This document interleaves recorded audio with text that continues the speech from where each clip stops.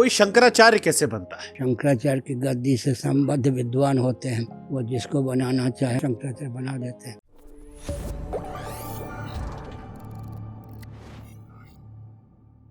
जगत गुरु, कोई शंकराचार्य कैसे बनता है?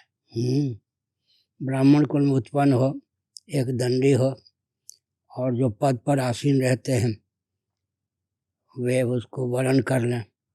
कदाचित पद खाली है तो पीठ जो शंकराचार्य की गद्दी से संबद्ध विद्वान होते हैं या बाकी 3 शंकराचार्य होते हैं, वो जिसको बनाना चाहे ब्राह्मण कुल में उत्पन्न दंडी स्वामी को शंकराचार्य बना देते हैं। लेकिन जैसे आजकल एक बड़ी चर्चा चलती है कि असली शंकराचार्य कौन है, नकली शंकराचार्य कौन है। क्रिश्चियनों ने भारत पे शासन किया, मुसलमानों ने शासन किया, कोई नकली तो नहीं थे। शासन तंत्र की विडम्बना है, दिशाहीनता का परिचय है।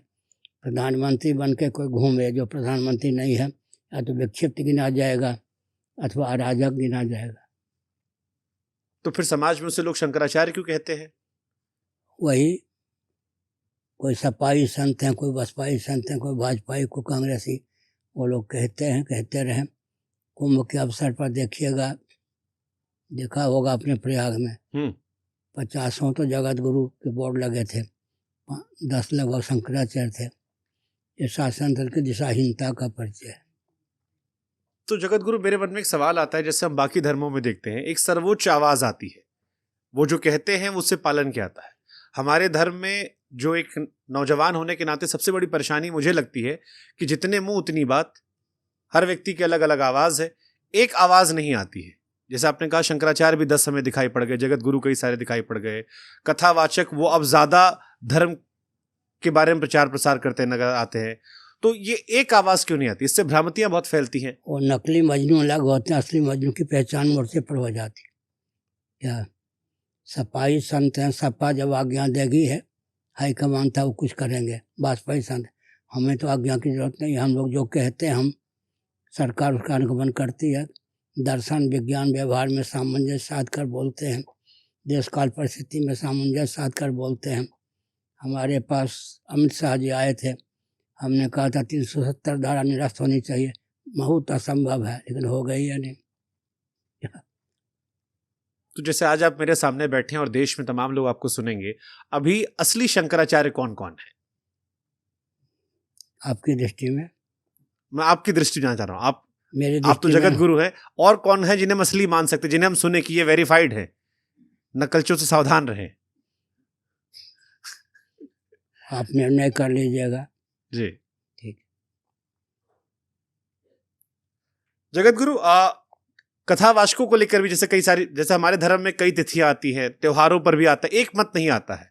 तो इसके लिए कोई कोशिश आप लोग करते हैं या कोशिश की जानी चाहिए? ऐसा है कि विदेशी पंचांग का नकल करते हैं लोग। ज्योतिष का तो अध्ययन सबको है नहीं, और शासन तंत्र का प्रश्रय ऐसे होता है व्यापार तंत्र में।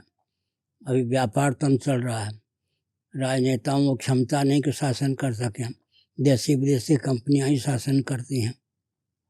इस पर आपका ध्यान गया होगा। देशी विदेशी कंपनियों को ठेका देने की क्षमता राजनेताओं में है। तो क्षमता नहीं रहेगी तो अंत में दिशाहीन व्यापार तंत्र के हाथ में ही पूरा विश्व आ जाएगा। जैसे आपकी पुरी की भी हम बात करें, हमसे कई लोगों ने कहा कि पुरी में भी एक व्यक्ति है जो अपने आप को शंकराचार्य कोई ऐसा नहीं का दावा कर रहे हैं। नहीं, कोई नहीं है। दावा क्या करेंगे? पूर्वाचार्य जी महाराज ने अपने जीवन काल मुझे शंकराचार्य बनाया। पुरी में तो ऐसा कोई व्यक्ति नहीं। पूरी पीठ पर है तो प्रधानमंत्री बन के कोई घूमे तो विक्षिप्त गिना जाएगा या राजक गिना जाएगा। प्रधानमंत्री क्या कर रहे हैं? उनका कर्तव्य है कि ऐसे तत्व को दबोचें। तो आप तो सनातन के प्रधानमंत्री हैं।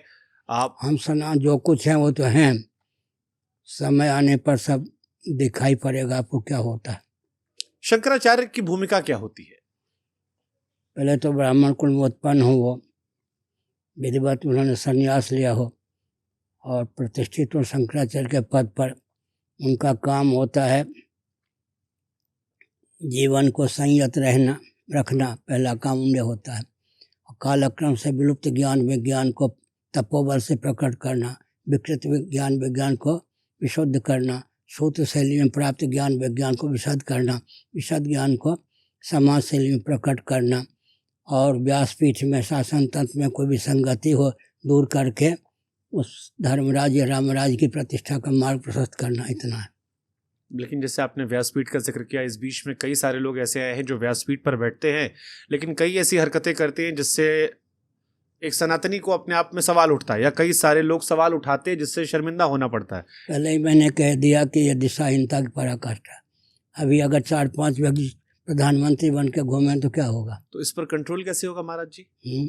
इस पर रोक कैसे होगा? अभी तो आप युवक हैं, देखते रहिएगा। इसके लिए आप लोग कुछ सोच रहे हैं? आप लोग क्या, मैं तो सोच ही रहा हूँ, होना ही है। देखिए, मैं देश का विभाजन हो ऐसा पक्षधर नहीं हूँ, और समानांतर सरकार भी बनाने का पक्षधर नहीं हूँ, और अन्याय सहिष्णु नहीं हूँ। तो आप ही कल्पना कीजिए मैं क्या करने वाला हूँ, भगवान मुझसे क्या कराने वाले हैं। आगे मैं तो आदि गुरु शंकराचार्य को अपने दिमाग में रखकर सोच रहा हूँ कि उन्होंने धर्म की स्थापना के लिए कैसे एक सेना का निर्माण किया था। आपको लगता है इस दौर में सेना का निर्माण उन्होंने नहीं किया था? उस समय बौद्ध जो थे उनके प्रभाव में क्षत्रिय आ गए थे, उन्होंने यथावत क्षत्रियों को धर्म की शिक्षा दी। कालांतर में जो शंकराचार्य हुए उन्होंने सेना का निर्माण किया, परिषद, अखाड़ा परिषद ये सब का निर्माण किया। उस समय तो भगवान शंकराचार्य के समय क्षत्रिय खानदानी वो शासन करते थे। आदि गुरु शंकराचार्य की महिमा के बारे में अगर कुछ आप हमें बता पाएं, कुछ ऐसा जो लोग ना जानते हो। विशद ग्रंथ ही उनके ऊपर लिखा है, 1060 पृष्ठों में या कितने पृष्ठों में।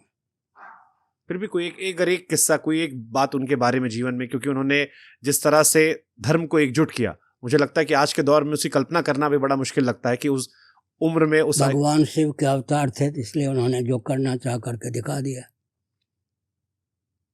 भारतवर्ष है ना, इसको भगवान दिशाहीन नहीं होने देते। यहाँ कारक कोटि के मनीषी जन्म लेते हैं, और समय समय पर ऋषि मुनि जन्म लेते हैं, साक्षात भगवान भी अवतार लेते हैं।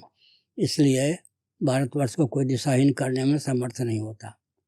जब अंग्रेजों का काल चल रहा था या मुगल काल चल रहा था, उस दौर में शंकराचार्यों के जरिए कोई महान कार्य अगर न हुआ होता तो उनकी गद्दी लुप्त कर दी जाती। अंग्रेजों ने, मुसलमानों ने अपने शासन काल में शंकराचार्य पर कटाक्ष नहीं किया। शंकराचार्यों ने अपनी गद्दी की रक्षा कर दी, परंपरा की रक्षा कर दी, ये भी बहुत है। और वो भिड़ जाते तो कई मुसीबत उत्पन्न होती, और भगवान में जिसमें वो क्षमता देते हैं उसी में वो क्षमता होती है कि वो भिड़ भी जाए, सफल भी हो जाए। लेकिन जगत गुरु, जब अभी हम प्रयागराज में कुंभ देख रहे थे, वहाँ मैं भी गया, तो वहाँ पर तमाम लोग स्नान करने आते हैं। हमारे धर्म में सर्वोच्च स्थान आपका है, लेकिन प्रथम स्थान जो होता है स्नान का, वो उसमें चर्चाएं आपकी नहीं होती। बहुत सारे लोग अब महामंडलेश्वर बनते जा रहे हैं। हमने देखा हीरो हीरोइन जो है, अभी एक हीरोइन थी उनको भी बना दिया गया था। तो हमारे धर्म में जो सर्वोच्च स्थान आपका है, प्रयागराज कुंभ में या बाकी जहाँ कुंभ होते हैं, प्रथम स्थान में आप लोग को वरीयता क्यों नहीं देते? फिर ये न दे, हम सरकार के मुहताज हो रहे हैं। हमको जब स्नान करना होता है जहाँ कर ही लेते हैं। क्या सरकार के अनुगामी हम बने तो हमको आदर मिले, ऐसा हम चाहते नहीं। तो सरकार हमारे धर्म पर कंट्रोल कर रही है? सरकार धर्म पे कंट्रोल कर रही है। हम अभी आदित्यनाथ योगी तो 2 बार मेरे पास आए थे प्रयाग में। मैंने चर्चा की तो उन्होंने कहा निश्चिंत रहिए, वरदान दिया मानो। इसका अर्थ क्या है कि कालांतर में राजनेता अपने अस्तित्व को खो देंगे, और हम लोग जैसा चाहेंगे या हम जैसा चाहेंगे वैसे शासन तंत्र होगा। इन सब की अराजकता अधिक समय नहीं चलेगी, चाहे मोदी हो, चाहे योगी हो, चाहे और कोई हो, चाहे आप ही क्यों ना हो। अच्छा, एक सवाल जो बहुत सारे आम लोगों के मन में आता है जगत गुरु, वो ये है कि जैसे भी आपका बनारस ले लीजिए, वहाँ कॉरिडोर बना, उज्जैन में कॉरिडोर बन गया, या केदारनाथ में दोबारा से निर्माण हुआ। कई लोग कहते हैं कि वो अच्छा दौर चल रहा है, ये मौजूदा दौर जो है स्वर्णिम दौर चल रहा है, जहाँ सनातन की चीज़ों को दोबारा से रिस्टोर किया जा रहा है। अभी जैसे आपने टिप्पणी की, तो कई लोग कहते हैं कि ये शिकायत फिर क्यों आपको है? तपस्थली को भोगस्थली पर्यटन का केंद्र बनाना विकास है या ह्रास? पारसनाथ है ना झारखंड में जी, वहाँ पर केंद्रीय शासन तंत्र ने पर्यटन का केंद्र बना दिया। 2 जैन संत अनशन करके मर गए, उसके बाद केंद्रीय शासन तंत्र को वापस लेना पड़ा। भोगस्थली बना देना, तपस्थली को विकास हुआ या ह्रास? गहरा सवाल पूछा आपने। ह्रास ही हुआ ना। तो इसके लिए भी कोई कदम आप लोग उठाते हैं? आप लोग की बात हमने, हम अपनी बात करते हैं जी। बाकी किनसे मिलें जाके कि आप कहीं साथ दीजिए, आप साथ दीजिए। मेरे पास तो 1.25 करोड़ मधुमक्खियों की सेना है, उसको अरेस्ट कौन करेगा? उसको कितनी धारा लगेगी? आप पे नहीं छोड़ रहा। बचपन मेरे पास सर्पों की सेना थी, क्या जो जहाँ समीक्षा करता वहीं सर प्रकट होकर काट लेते।